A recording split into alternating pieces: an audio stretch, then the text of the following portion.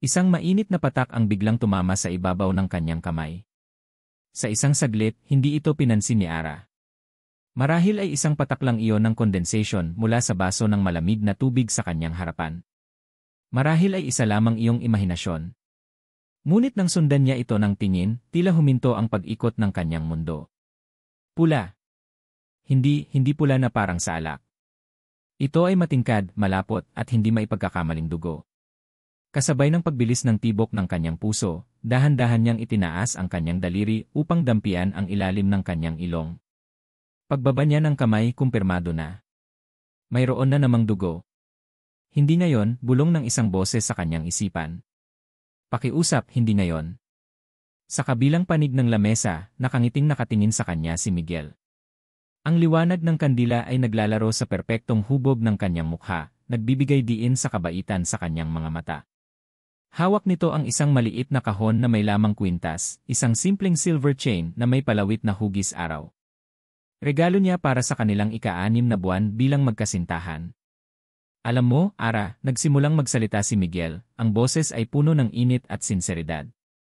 Sa lahat ng pasyente na dumaan sa klinik ko, sa lahat ng problemang sinubukan kong ayusin, ikaw lang ang nagbigay sa akin ng katahimikan. Ngumiti si Ara, isang ngiting pinilit niyang abutin ang kanyang mga mata. Bawat salita ni Miguel ay isang matamis na musika, ngunit sa likod nito ay isang umuugong na takot. Ang takot na masisira ang perpektong gabing ito.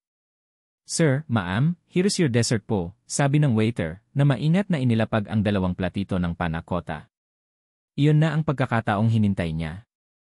Excuse me lang, Migiha, sabi niya, sinisikap na panatilihing normal ang kanyang boses. Pupunta lang ako sa restroom. Saglit lang ako. Okay, na love. Take your time, sagot ni Miguel, ang ngiti ay hindi pa rin nawawala sa mga labi nito. Halos takbuhin ni Ara ang daan patungo sa comfort room.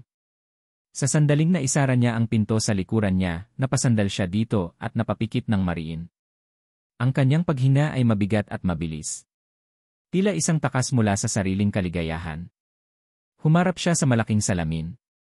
Ang imahe na bumalik sa kanya ay isang babaeng may takot sa mga mata. Dahan-dahan, isang patak na naman ng dugo ang kumawala mula sa kanyang kanang butas ng ilong, gumuhit ng isang manipis na pulang linya sa ibabaw ng kanyang labi. Nagmamadali siyang kumuha ng tissue paper mula sa dispenser, at itinakip ito sa kanyang ilong, marahang idiniin habang nakatingala. Nanginginig ang kanyang mga kamay. Sa bawat tibok ng kanyang pulso, nararamdaman niya ang mainit na pagdaloy na hindi humihinto. Okay ka lang, Ara. Pagod ka lang, pilit niyang kinukumbinsi ang sarili, ang kanyang hininga ay nanginginig sa bawat salita. Stress lang sa trabaho. Normal lang to. Pero alam niyang nagsisinungaling siya. Kasabay ng pagkirot sa kanyang sentido, isang imahe ang biglang sumalakay sa kanyang isipan. Hindi ito malinaw, parang isang lumang pelikula na putol-putol at malabo. Tubig. Madilim at malapot na tubig na may amoy ng putik at nabubulok na dahon. Ang bigat nito sa kanyang dibdib, ang lamig na gumagapang sa kanyang balat. May mga kamay, hindi, isang kamay lang, na nakadiin sa kanyang likod, pumipigil sa kanyang pag-ahon. Napasinghat si Ara, at biglang bumalik ang kanyang ulirat sa maliwanag at malamig na banyo ng restaurant. Napahawak siya sa sink, ang kanyang mga buko ay namumuti sa higpit ng kapit. Ang sakit ng ulo ay mas matindi na ngayon, isang kumikirot na sakit sa likod ng kanyang mga mata. May isang sigaw niya pero walang tunog na lumalabas. Tanging mga bulalang ng hangin at ang desperadong pag-igkas ng kanyang katawan. Pagkatapos kadiliman. At ang nakabibinging katahimikan ng pag-iisa. Tama na, bulong niya sa kanyang sarili, habang pinipilit na itaboy ang alaala. Sinilip niya ulit ang tissue. Unti-unti nang humihina ang pagdurugo. Nagmadali siyang maghilamos, sinisiguradong walang anumang bakas ng dugo na natira. Tinignan niya ang kanyang sarili sa salamin, pinilit ayusin ang buhok, at naglagay ng kaunting lipstick para ibalik ang kulay sa kanyang namumutlang mukha. Huminga siya ng malalim, inipon ang lahat ng natitirang lakas para magpanggap.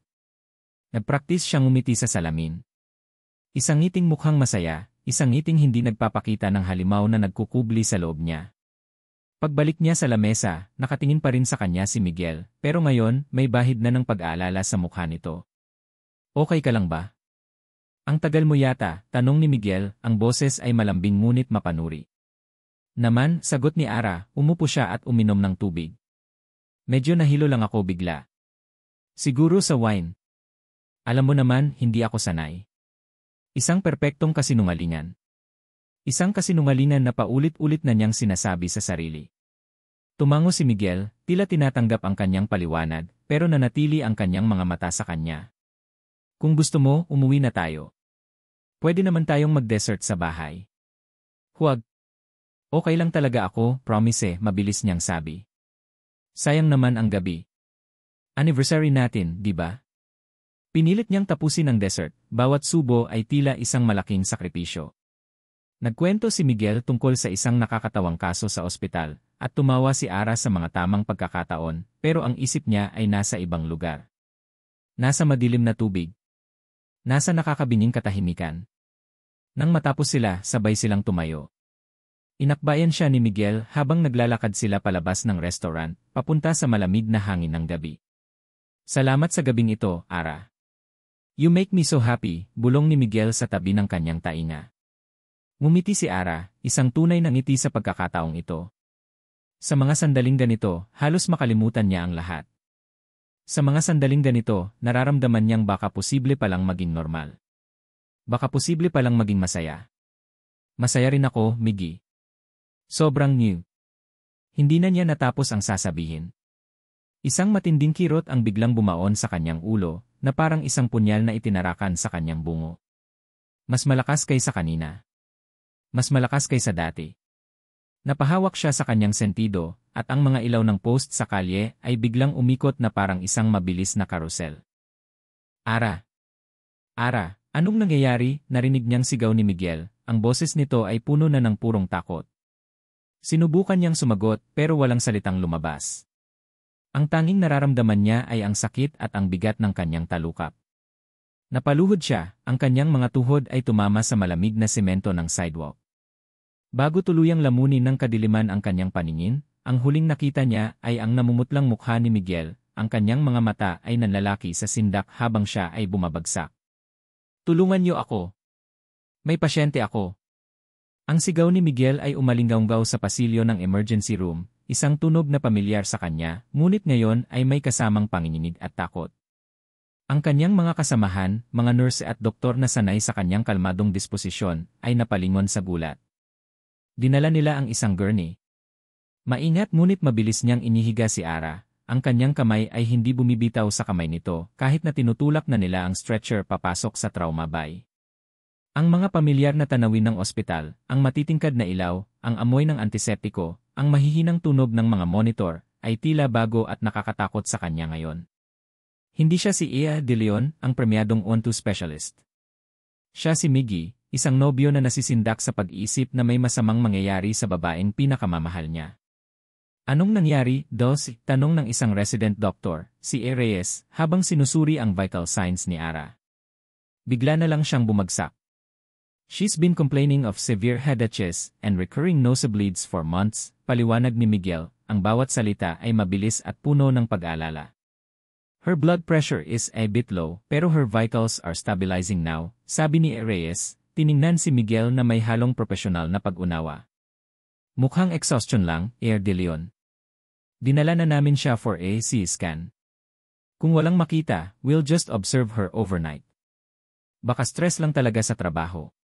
Hindi, mariing sabi ni Miguel, ang kanyang boses ay may diin na nagpatigil sa nurse na nag-aayos ng ngiline. Hindi lang ito stress. Nararamdaman ko. May iba pa. Tiningnan siya ni E. Reyes. Wala namang ibang sintomas sa initial findings, Miguel. Let's not jump to conclusions.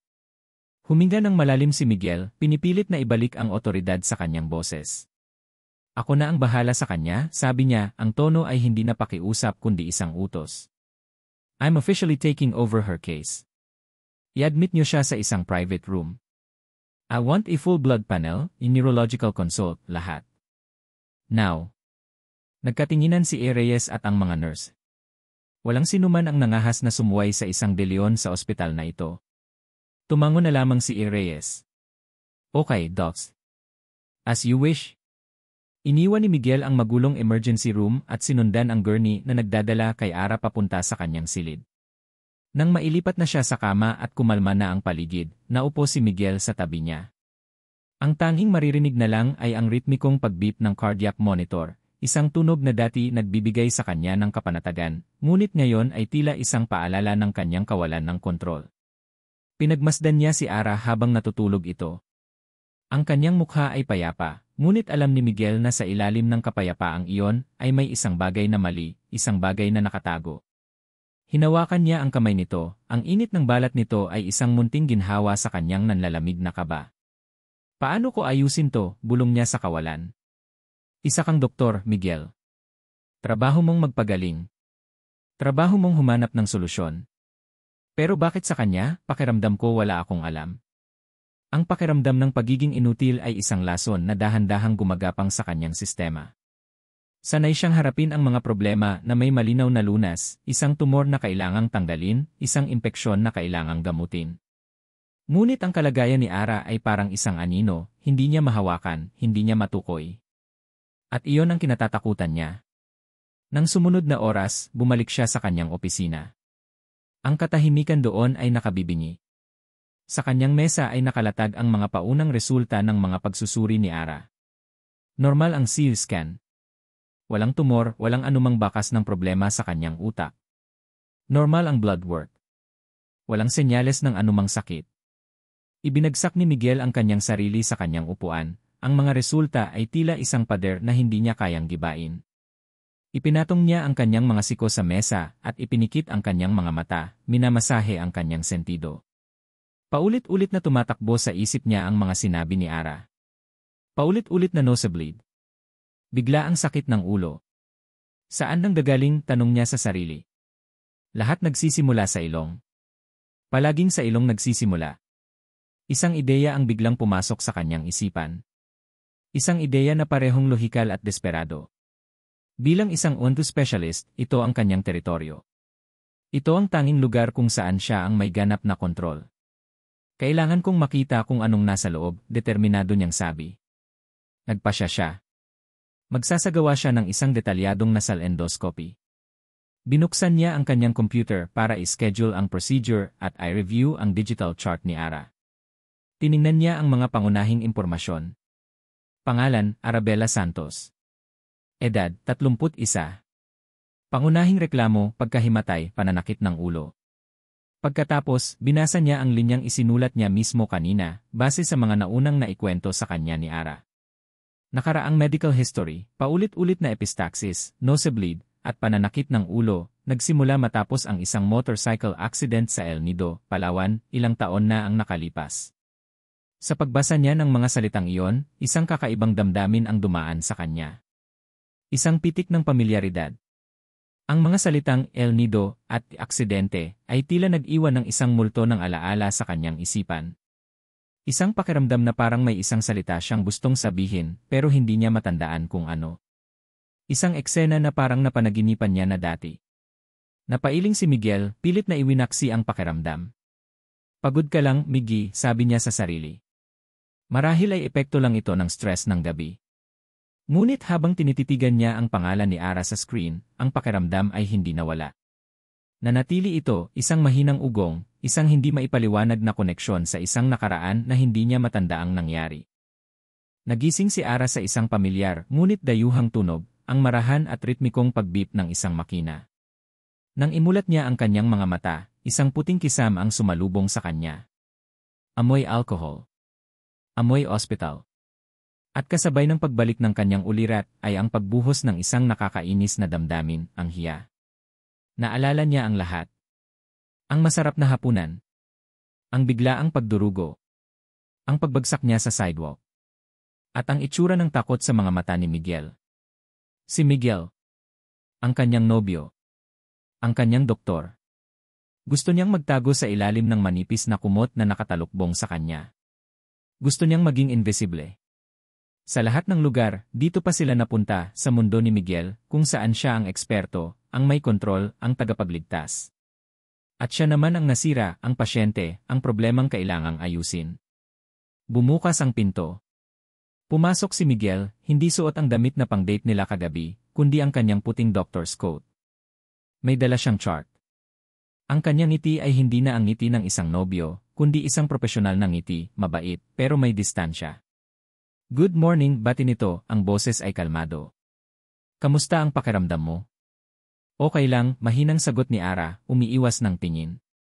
Naramdaman niya ang pag-init ng kanyang mga pisngi. Sorry sa abala. Uwi na ako mamaya. Ayoko nang makaistorbo. Umiling si Miguel at umupo sa silyang katabi ng kama. Hindi ka abala, Ara. At hindi ka pa pwedeng umuwi. Normal lahat ng resulta ng initial tests mo. Ang CU scan mo, malinis. Pero hindi ako naniniwala na stress lang to. Tumingin siya sa kanya, ang kanyang mga mata ay seryoso. Gusto kong magsagawa ng nasal endoscopy. Gusto kong makita kung anong nangyayari sa loob. Okay lang ba sa'yo? Walang nagawa si Ara kundi tumango. Paano siya tatanggi? Siya ang doktor. At kahit anong gawin niya, pasyente na niya siya ngayon. Ang romantikong gabing pinangarap niya ay naging isang medical consultation. Makalipas ang isang oras, nasa loob na siya ng isang malamig na procedure room. Isang nurse ang nagpapaliwanag ng proseso, pero ang isip ni Ara ay lumilipad. Nakaupo siya sa isang upuan na parang sa dentista, habang si Miguel ay naghahanda ng mga instrumento sa isang metal na tray. Bawat kalansing ng metal ay parang isang dagundong sa kanyang dibdib. Relax ka lang, Ara, sabi ni Miguel, ang kanyang boses ay mas malambing na ngayon. Hindi to masakit. Medyo uncomfortable lang. Mabilis lang to. Pinahiran niya ng anesthetic spray ang loob ng kanyang ilong. Ang pait nito ay gumapang sa kanyang lalamunan. Pagkatapos, kinuha niya ang endoscope, isang manipis na tubo na may maliit na kamera sa dulo. Huminga ng malalim si Ara at ipinikit ang kanyang mga mata. Hindi niya kayang tingnan. Naramdaman niya ang pagpasok ng tubo sa kanyang kanang butas ng ilong. Isang kakaibang pressure, pero hindi masakit. Sinunod niya ang utos ni Miguel na huminga sa bibig. Ang kanyang mga mata ay nanatiling nakapikit, pero ang lahat ng kanyang pandama ay nakatuon sa lalaking nasa harapan niya. Naririnig niya ang marahan nitong paghinga. Nakikita niya sa kanyang isipan ang itsura nito, seryoso, nakakunot ang noo, ganap na nakatuon sa monitor na nasa gilid. Katahimikan. Ilang segundo ng katahimikan. Tapos, narinig niya ang isang halos hindi marinig na tunog mula kay Miguel. Isang biglaang paghinga na parang nagulat. Dahan-dahang iminulat ni Ara ang kanyang mga mata. Nakatuon ang kanyang paningin hindi sa monitor, kundi sa mukha ni Miguel. Nawala ang kanyang profesional na kalmado. Ang kanyang noo ay malalim ang kunot. Ang kanyang mga mata na nakatitig sa screen ay nanlalaki. Ang kanyang bibig ay bahagyang nakabuka sa hindi makapaniwalang ekspresyon. Napatigil siya sa paggalaw ng endoscope. Miggy, bulong ni Ara, ang takot ay nagsimulang gumapang sa kanyang lalamunan. Anong nakikita mo? Tila hindi siya narinig ni Miguel. Bahagya itong umatras na parang hindi makapaniwala sa kanyang nakikita. Tiningnan niya ang nurse na tumingin din sa monitor at napasinghap. Hindi imposible, narinig ni Ara na bulong ni Miguel sa sarili. Sa isang iglap, bumalik ang ulirat ni Miguel. Mabilis ngunit maingat niyang inilabas ang endoscope mula sa ilong ni Ara. Inilapag niya ito sa tray ng may panginginig na hindi niya maitago. Hinarap niya si Ara. Ang kanyang mukha ay namumutla. Sinubukan niyang umiti pero bigo ito. Ara, nagsimula siya, ang kanyang boses ay nanginginig. Kailangan mong kumalma. May nakita kami sa loob. Ano yon? Isang tumor ba? Tanong ni Ara, ang puso niya ay dumadagundong. Umiling si Miguel. Tila nahihirapan siyang hanapin ang mga tamang salita. Hindi. Hindi siya tumor. Isa siyang foreign body. Isang organismo. Organismo. Anong ibig mong sabihin? Huminga ng malalim si Miguel. Tiningnan niya si Ara ng diretsyo sa mata. Ang sarili niyang mga mata ay puno ng pagkabigla at isang bagay na hindi maipaliwanag ni Ara awa. Ara, may linta sa loob ng ilong mo. Sa isang sandali, hindi na proseso ng utak ni Ara ang mga salita. Linta? Leech? Parang isang masamang biro. Pero nang makita niya ang ekspresyon sa mukha ni Miguel, alam niyang totoo ito. At doon, gumuho ang kanyang mundo. Hindi takot ang una niyang naramdaman. Hindi sakit. Kundi pandidiri. Isang matinding pandidiri na nagmula sa kaibuturan ng kanyang kaluluwa. Ang halimaw hindi lang pala ito nasa alaala niya. Totoo ito. Isang buhay na nilalang na naninirahan sa loob niya sa loob ng maraming taon. Isang maruming sekreto na may sariling buhay, kumakain sa kanya mula sa loob, isang pisikal na representasyon ng lahat ng dumi na nararamdaman niya tungkol sa kanyang sarili. Nagsimulang manginig ang kanyang mga labi. Ang kanyang paghina ay naging mababaw. Kailangan nating tanggalin yan ngayon, sabi ni Miguel, na bumalik na sa kanyang doctor mode para itago ang sariling pagkabigla. Maghahanda na kami. Pero hindi na naririnig ni Ara ang mga sinasabi niya. Ang tanging naririnig niya ay ang ugong sa kanyang mga tainga. Ang tanging nakikita niya ay ang madilim na tubig ng El Nido. Ang tanging nararamdaman niya ay ang pagiging marumi. Wasak. Isang butil ng luha ang pumatak mula sa kanyang mata, sinundan ng isa pa, hanggang sa hindi na niya ito mapigilan. Napahagulhol siya, hindi isang tahimik na pag-iyak, kundi isang malakas na hikbi na puno ng sakit at kahihiyan. Itinakip niya ang kanyang mukha sa kanyang mga kamay, nanginginig ang buong katawan. Naging mabilis ang sumunod na mga pangyayari. Tinanggal nila ang linta. Isang mahirap at madugong proseso. Nang matapos ang lahat, dinala siya pabalik sa kanyang silid. Niyakap siya ni Miguel, isang yakap na puno ng pag-aalala at pag-alo. Okay na, Ara, bulong nito sa kanyang buhok. Natanggal na natin. Ligtas ka na. Tapos na ang lahat. Umiling si Ara habang nakasubsob ang mukha sa dibdib ni Miguel. Naramdaman niya ang init ng mga luha na patuloy na dumadaloy sa kanyang mga pisngi. Sa isang boses na halos isang pabulong, puno ng kasiguraduhan ng isang mas malalim na katotohanan, sumagot siya. Hindi. Nagsisimula pa lang. Lumipas ang ilang linggo. Sa papel, si Ara ay ganap ng magaling. Wala nang pagdurugo, wala nang biglaang pananakit ng ulo. Ang halimaw na nanirahan sa kanya ay wala na. Case closed. Pero alam ni Miguel na hindi iyon totoo. Bawat gabi, sa kalaliman ng katahimikan, naririnig niya ang mahihinang ungol ni Ara habang natutulog. Minsan, bigla itong mapapabalikwas, ang hininga ay habol-habol, ang mga mata ay nanlalaki sa takot na hindi niya masabi kung saan nang gagaling. Kapag tinanong niya kung anong napanaginipan ito, iiling lang ito at sasabihing wala. Masamang panaginip lang.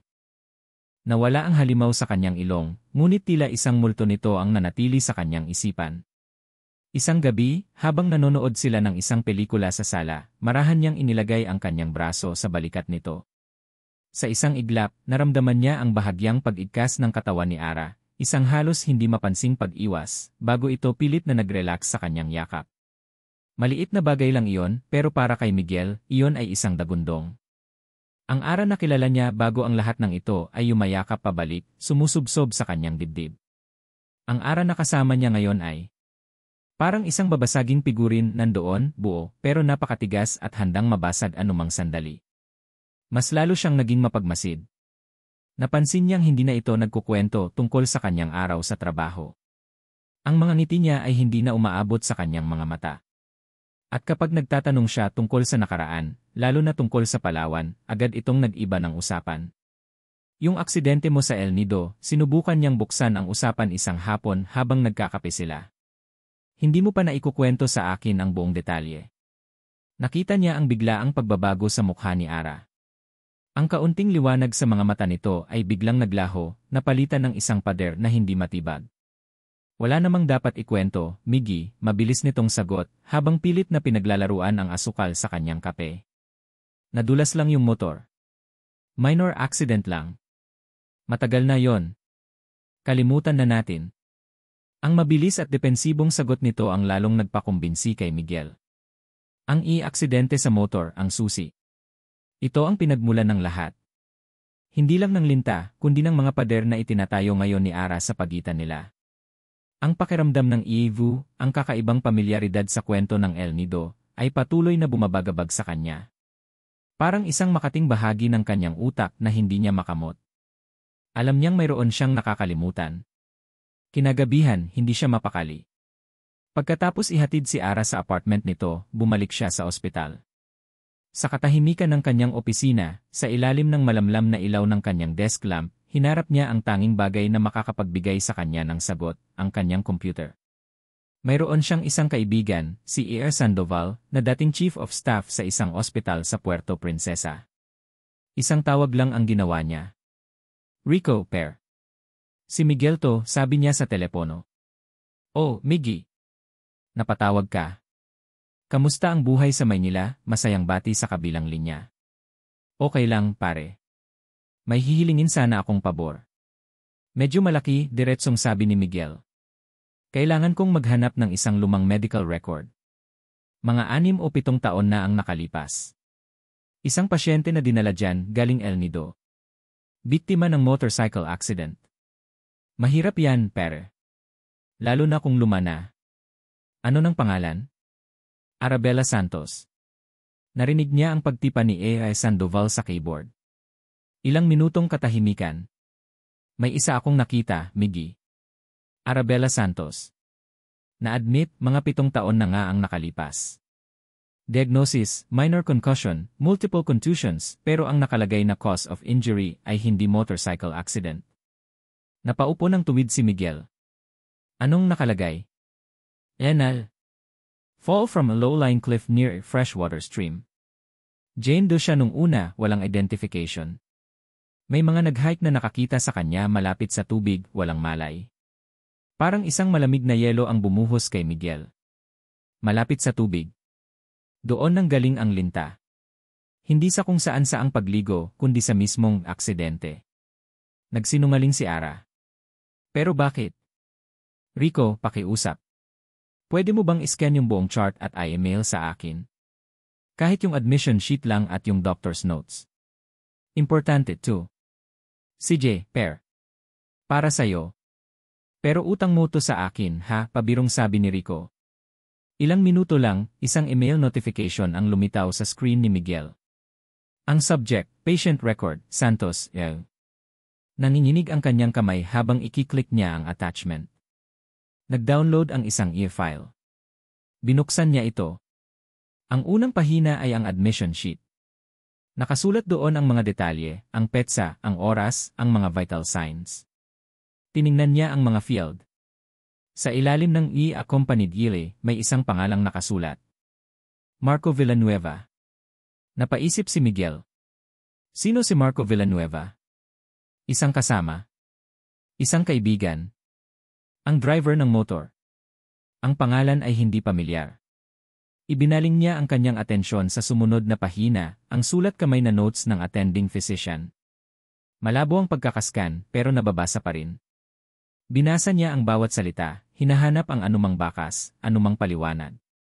Ngunit habang binabasa niya ang mga detalye, ang mga gasgas sa braso, ang pamamaga sa likod ng ulo, ang mababang temperatura ng katawan dahil sa pagkakalublob sa tubig, ang kakaibang pakiramdam ay bumalik. Mas malakas. Mas malinaw. Tila may isang pinto sa kanyang isipan na dahan-dahang bumubukas. Ang kanyang mga mata ay dumaan sa bawat linya, sa bawat teknikal na termino, hanggang sa marating niya ang pinakailalim ng pahina. Ang bahagi kung saan nakalagay ang pangalan at pirma ng doktor na sumuri sa pasyente sa emergency room ng gabing iyon.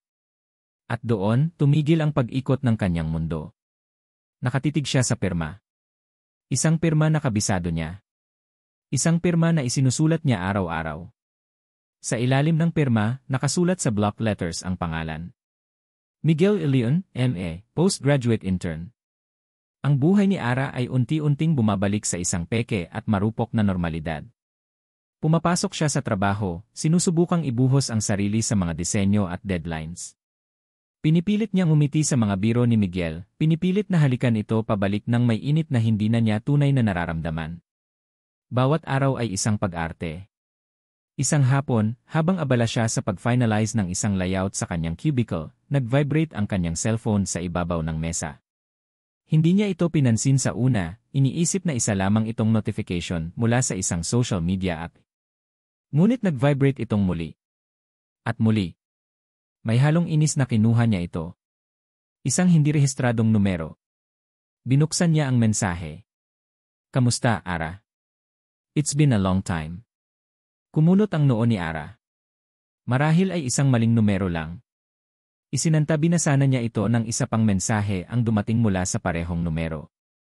I see you're happy now. Ang ganda ng ngiti mo sa mga pictures nyo. Lalo na yung kasama mo yung doktor. Isang malamig na kuryente ang gumapang mula sa kanyang batok hanggang sa kanyang mga paa. Ang kanyang paghina ay biglang huminto. Ang ingay ng opisina, ang kalansing ng mga keyboard, ang mahinang usapan, ay biglang naglaho, napalitan ng isang nakabibinging dagundong sa kanyang mga tainga. Sino to? Paano? Nanginginig ang kanyang mga daliri habang nagtatype siya ng reply. Sino ka? Ang sagot ay dumating sa loob lamang ng ilang segundo. Isang sagot na bumiyak sa peking normalidad na pilit niyang itinatayo. Nakalimutan mo na ba ako? It's me. Marco. Ang cellphone ay nahulog mula sa kanyang kamay, lumagapak sa sahig ng may mahinang tunog. Napatingin siya sa paligid, ang kanyang mga mata ay nanlalaki sa takot. Pakiramdam niya ay may nanonood sa kanya, na ang bawat pader sa opisina ay may mga mata. Si Marco. Ang pangalang hindi niya binigkas sa loob ng 7 taon. Ang pangalang sinubukan niyang ibaon kasama ng linta, kasama ng madilim na tubig sa El Nido. Mabilis niyang pinulot ang cellphone at binasa ang sumunod na mensahe. Ang swerte mo sa kanya. Ian Miguel de Leon. Isang respetadong tao. Sigurado akong gusto niyang malaman kung anong klaseng babae ang minamahal niya. Yung totoong ikaw. Yung ikaw na kilala ko. Hindi. Hindi. Hindi pwede. Desperado siyang nag-reply. Anong kailangan mo?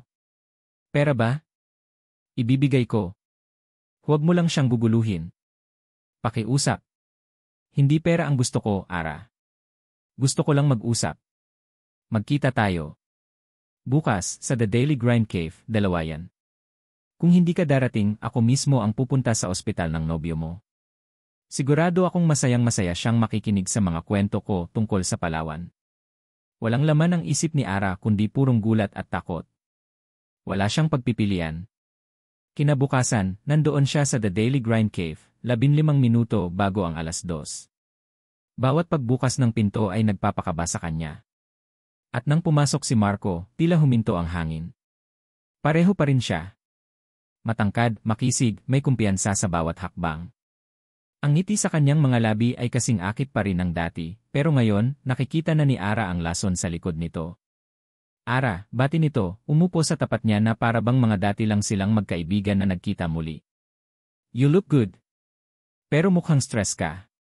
Anong gusto mo, Marco? Diretsong tanong ni Ara, ang boses niya ay nanginginig.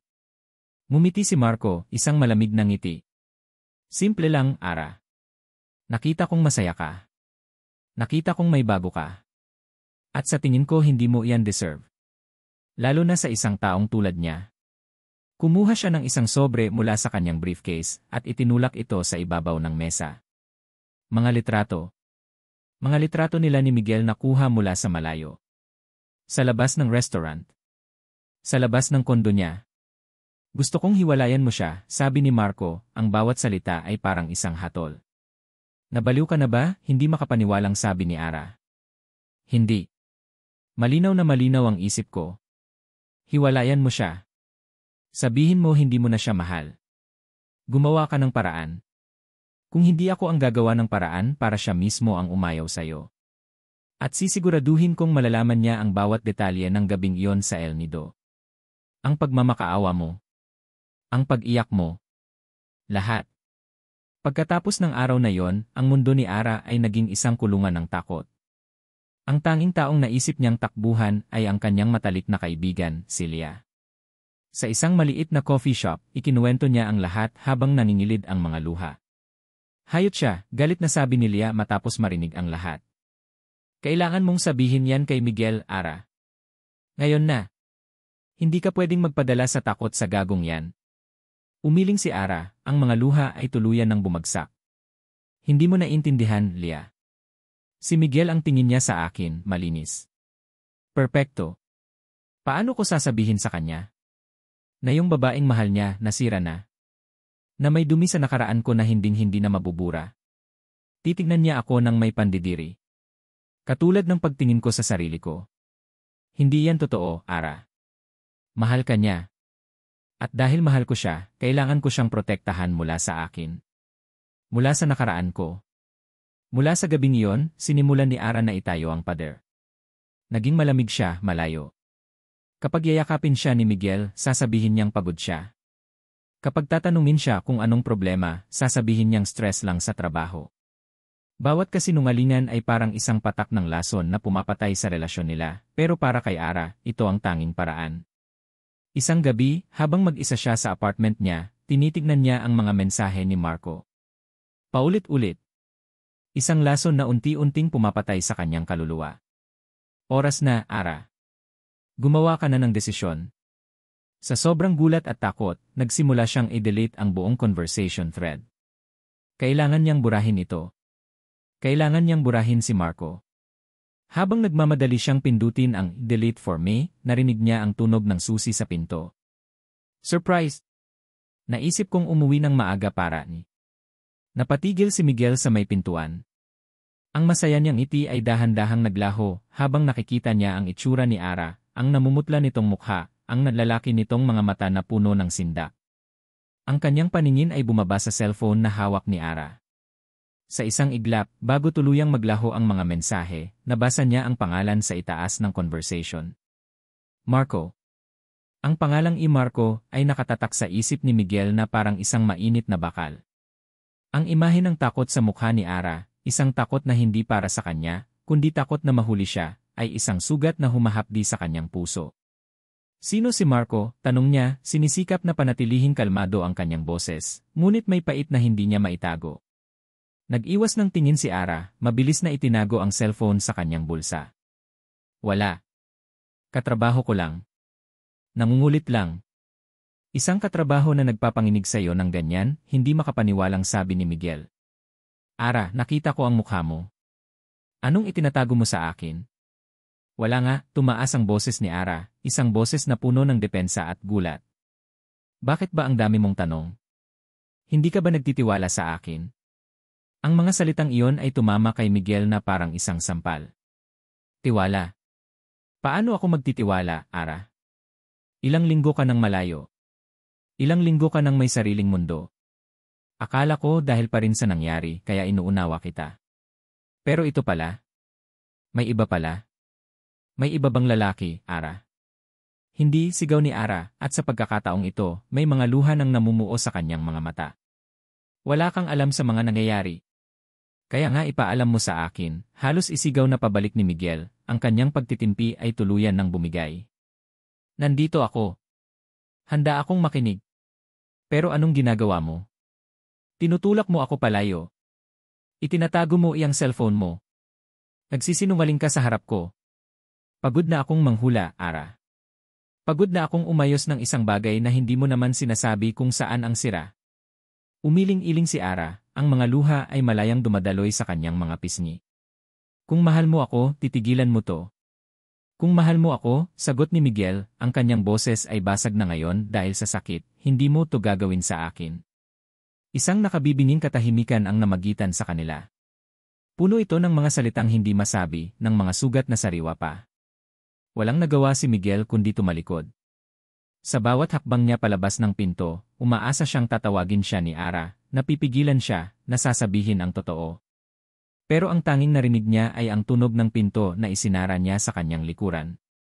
Dinala siya ng kanyang mga paa sa isang maliit, madilim na bar na malapit sa ospital.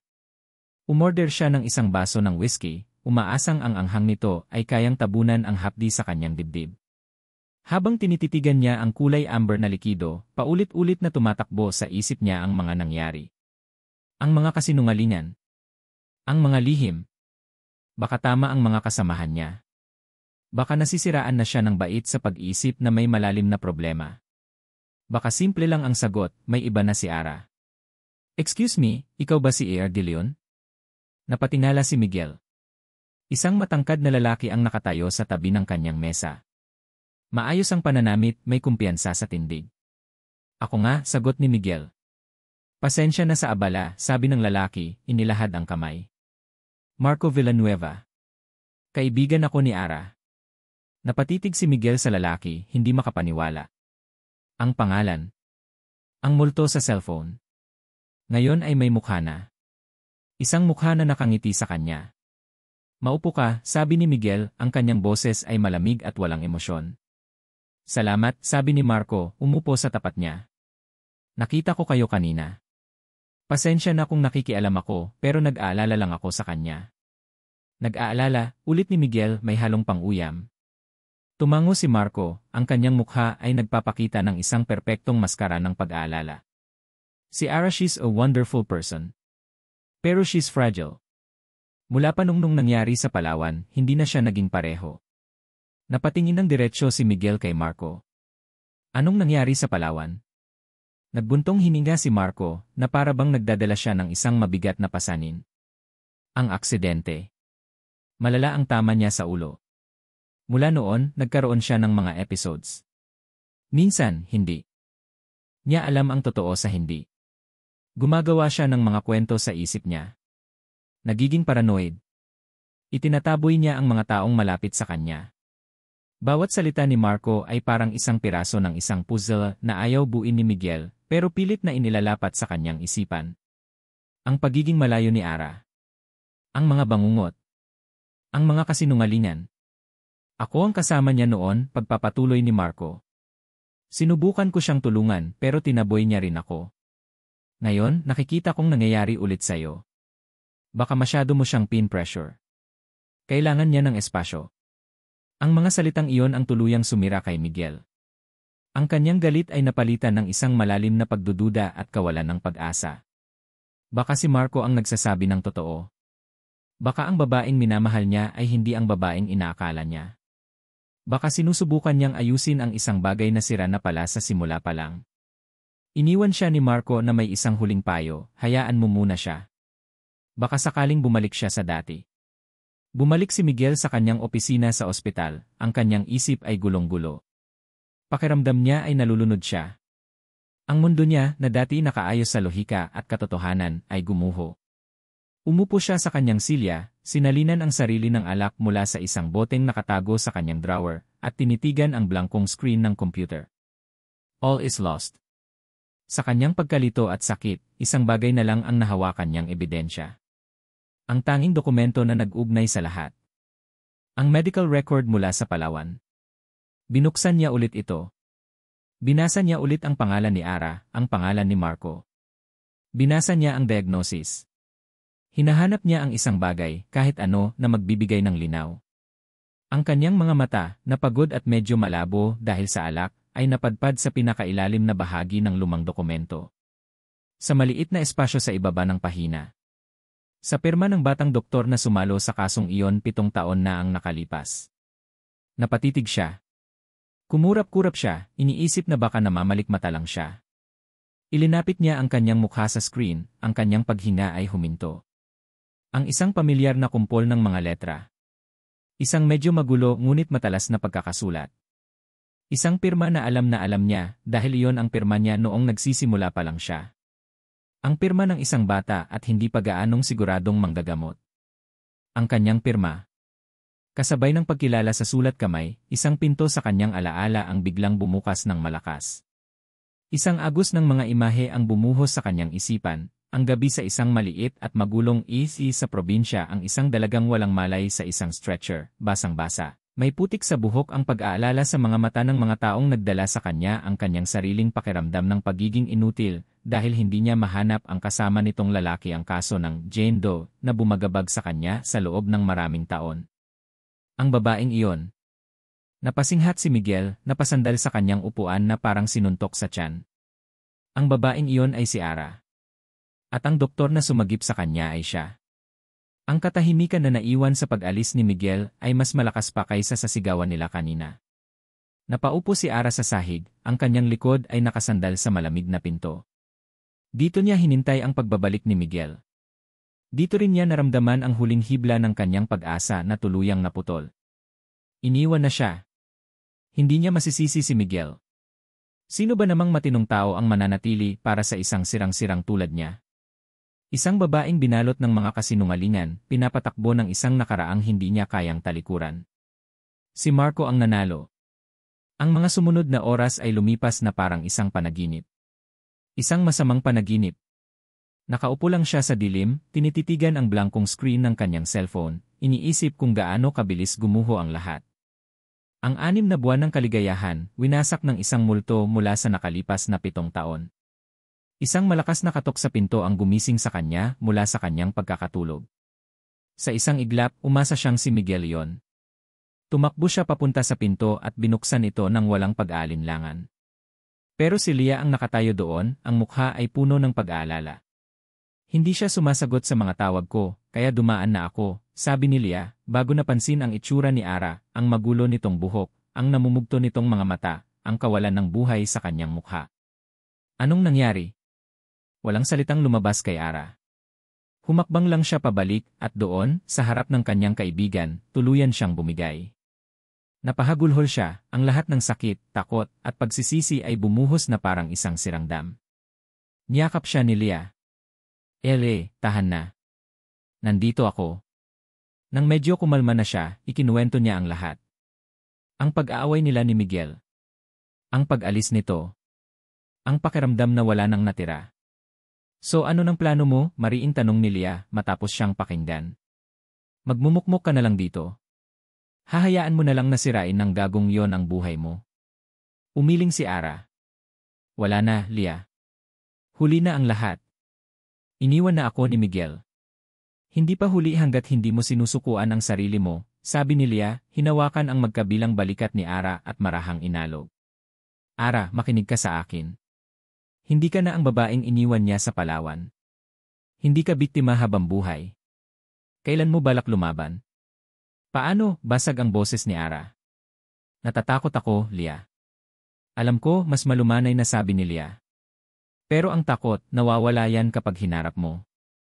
Ang halimaw, lumiliit yan kapag tinapatan mo ng ilaw. Hindi mo kailangang gawin to para kay Miguel. Gawin mo to para sa sarili mo. Para matapos na. Para makalaya ka na. May kung anong nagbago sa loob ni Ara habang pinapakinggan niya ang mga salita ni Leah. Isang maliit na kislap sa gitna ng kadiliman. Ang boses ni Leah ay boses ng katwiran. Ang boses ng lakas na akala niya ay nawala na. Tama si Leah. Hanggang kailan siya magtatago? Kinabukasan, may bago sa mga mata ni Ara. Ang takot ay nandoon pa rin pero sa ilalim nito, may isang bagong damdamin na umuusbong, determinasyon. Tumingin siya sa kanyang sarili sa salamin. Hindi na ang babaeng wasak ang nakita niya. Nakita niya ang isang babaeng pagod na sa pagtakbo. Isang babaeng handa nang harapin ang dilim. Kinuha niya ang kanyang cellphone at hinanap ang numero ni Marco. Huminga siya ng malalim bago tumawag. Akala ko hindi ka natatawag, mayabang nasabi ni Marco sa kabilang linya. Magkita tayo, sabi ni Ara, ang kanyang boses ay kalmado at matatag. 1 oras mula ngayon. Sa park malapit sa opisina mo. May sasabihin ako sa'yo. Bago umalis ng bahay, binuksan niya ang voice recorder app sa kanyang cellphone. Itinago niya ito sa bulsa ng kanyang jacket, ang maliit na pulang tuldok ay isang tahimik na saksi sa kanyang gagawin. Pagdating niya sa parke, nakita niya si Marco na nakaupo sa isang bench, mukhang kampante at nagwagi. Ngumiti ito nang makita siya. So, anong desisyon mo? Kailan mo sasabihin sa doktor mo na tapos na kayo? Hindi sumagot si Ara. Umupo siya sa tabi nito pero may distansya sa pagitan nila.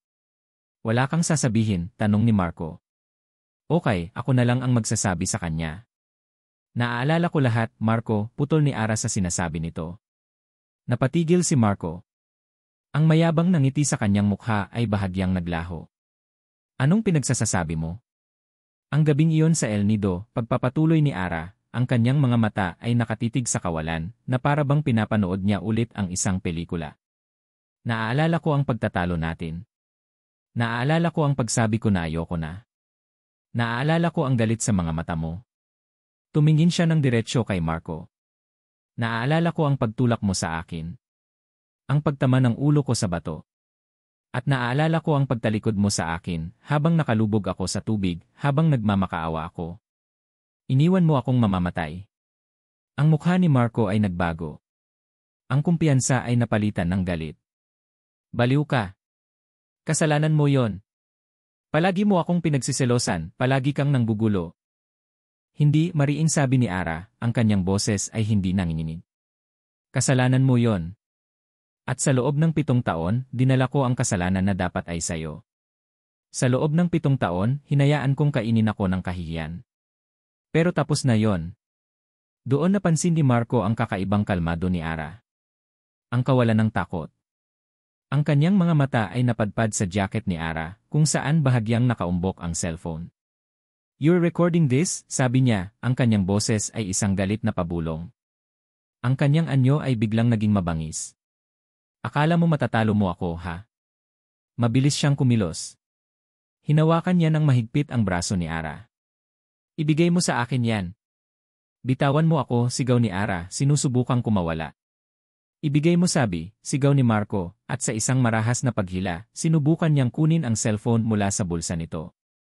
Pero bago pa man niya ito makuha, isang malakas na kamay ang biglang pumigil sa kanyang braso, humawak dito ng may bakal na higpit. "Bitawan mo siya." Ang boses na yon. Malalim.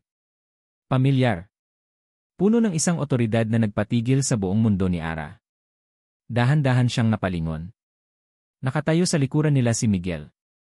Ang kanyang mukha ay hindi na nagpapakita ng galit o pagdududa.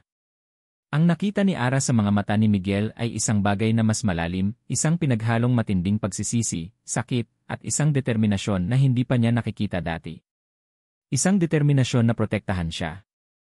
Sa sandaling hinawakan ni Miguel ang braso ni Marco, ang lahat ng pagdududa at sakit na naramdaman niya sa nakalipas na mga araw ay naglaho, napalitan ng isang matalas at malinaw na galit. Isang galit na hindi para kay Ara, kundi para sa lalaking nasa harap niya. "Sino ka para makialam dito?" galit na sabi ni Marco, pilit na binabawi ang kanyang braso, ngunit ang pagkakahawak ni Miguel ay parang bakal. Tumingin si Miguel kay Marco, at sa mga mata nito, nakita niya ang parehong yabang at kaduwagan. "Hindi mo na siguro ako naalala," malamig na sabi ni Miguel, ang kanyang boses ay kalmado, ngunit may bigat na nagpatigil kay Marco. "Pero naaalala kita. Gabi noon, sa isang maliit na AC sa Palawan. Nagdala ka ng isang babaeng walang malay. Pagkatapos mong iwan ang pangalan mo, naglaho ka na lang na parang bula." Ang mukha ni Marco ay biglang namutla. Ang lahat ng kulay ay nawala dito, na para bang nakakita siya ng multo. "Hindi ko alam ang sinasabi mo," tanggi ni Marco, pero ang panginginig sa kanyang boses ay nagbunyag ng kanyang kasinungalingan. Tumingin si Miguel kay Ara, na nakatitig sa kanya, ang mga mata ay puno ng pagkalito. "Ara, ako ang doktor na sumuri sa iyo noong gabing iyon. Ako ang nagsulat ng medical record mo." Napasinghat si Ara, ang kanyang kamay ay napahawak sa kanyang bibig. Ngayon, Marco, muling ibinaling ni Miguel ang kanyang tingin sa lalaki, ang kanyang pagkakahawak ay mas humigpit. "Gusto mo bang ituloy natin ang usapang ito sa presinto? Para maikwento mo sa kanila kung bakit iba ang sinabi mo sa mga nag-hike na nakakita kay Ara, at kung bakit ka biglang nawala pagkatapos." Sa isang iglap, ang lahat ng tapang ni Marco ay naglaho. May isang bagay sa mga mata ni Miguel, ang kasiguraduhan ng isang taong hawak ang lahat ng katotohanan na tuluyang sumira sa kanya. Marahas niyang iwinaksi ang kanyang braso, at nang makawala, hindi na siya lumingon pa. Halos takbuhin niya ang daan papalayo, isang duwag na tumatakas mula sa nakaraang sa wakas ay humabol sa kanya. Nang mawala na si Marco, isang mabigat na katahimikan ang bumalot sa kanila.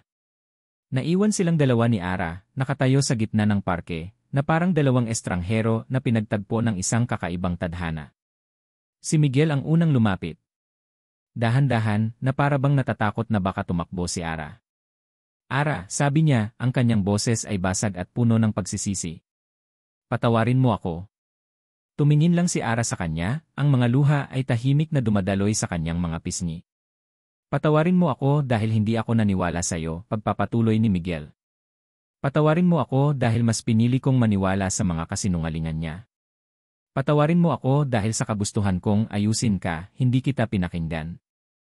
Umupo sila sa isang bench na malapit sa kanila.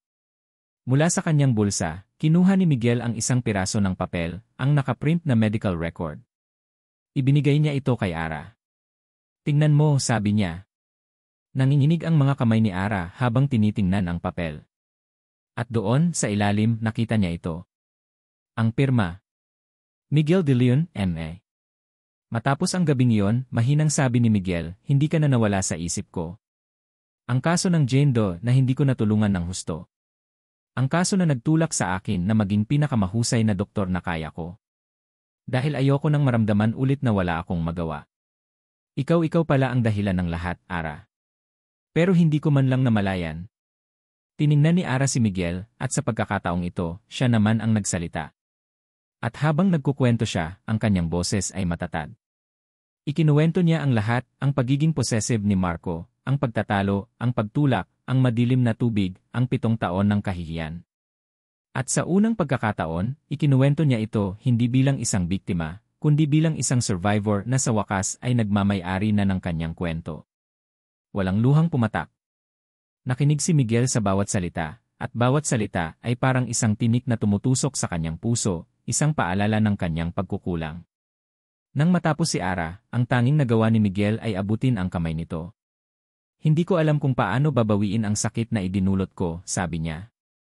Pero nandito ako, Ara. Hindi na ako alis. Lumipas ang mga buwan. Ang mga sugat ay hindi naghilom sa isang iglap. May mga araw na tahimik, may mga araw na puno ng pag-aalinlangan. Ngunit sa pagkakataong ito, wala nang mga pader. Wala nang mga lihim. Ang kanilang pundasyon ay hindi na binuo sa isang perpektong pangarap, kundi sa isang mas matibay na katotohanan, isang katotohanan na pareho silang hindi perpekto. Isang hapon, habang papalubog ang araw, nakatayo silang dalawa sa isang dalampasigan sa El Nido. Ang parehong lugar na dati simbolo ng isang bangungot ay ngayon, isang lugar ng kapayapaan. Magkahawak ang kanilang mga kamay habang pinapanood nila ang araw na dahan-dahang lumulubog sa dagat, nag-iwan ng mga kulay kahel at lila sa kalangitan. Walang nagsasalita.